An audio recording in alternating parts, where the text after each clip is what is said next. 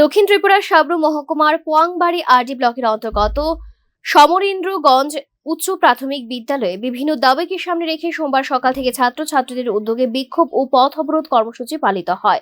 বিক্ষোভকারীরা বিদ্যালয়ের প্রধান ফটকে তালা ঝুলিয়ে প্রতিবাদ জানায়। পরে বিদ্যালয়ের সামনে সড়ক অবরোধ করে নিজেদের দাবিগুলি দ্রুত বাস্তবায়নের আহ্বান জানায়।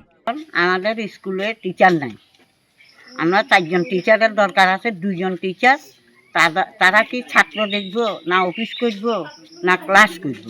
তাতে এখন নার্সারি খুলছে। নার্সারি ছোট বাচ্চাদের জন্য আমাদের 2টা আয়ার দরকার আছে।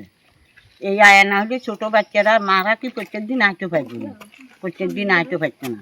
এখন আমরা আন্দোলনে নামছি। আন্দোলনে নামি আমরা আন্দোলন করতেছি। আমাদের 3 দিনের মধ্যে আয়ারও দরকার এবং টিচারেরও দরকার, 4 জন টিচারের দরকার।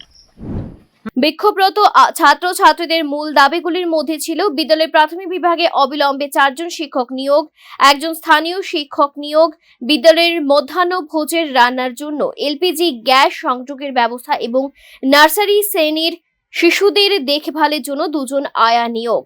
ছাত্রছাত্রীদের এই আন্দোলনে এলাকার বহু অভিভাবক এবং স্থানীয় বাসিন্দারাও সামিল ছিলেন। তাদের অভিযোগ, দীর্ঘদিন ধরে শিক্ষক সংকট এবং প্রয়োজনীয় পরিকাঠামোর অভাবে বিদ্যালয়ের শিক্ষা ব্যবস্থা মারাত্মকভাবে ব্যাহত হচ্ছে। বারবার সংশ্লিষ্ট কর্তৃপক্ষের কাছে বিষয়টি জানানো হলেও এখনো পর্যন্ত কার্যকর পদক্ষেপ নেওয়া হয়নি। বিক্ষোভকারীরা স্পষ্ট জানিয়ে দেন, তাদের ন্যায্য দাবিগুলি দ্রুত পূরণ না হলে আগামী দিনে আরো বৃহত্তর গণ আন্দোলনের পথে হাঁটতে বাধ্য হবে। Bureau report, news now.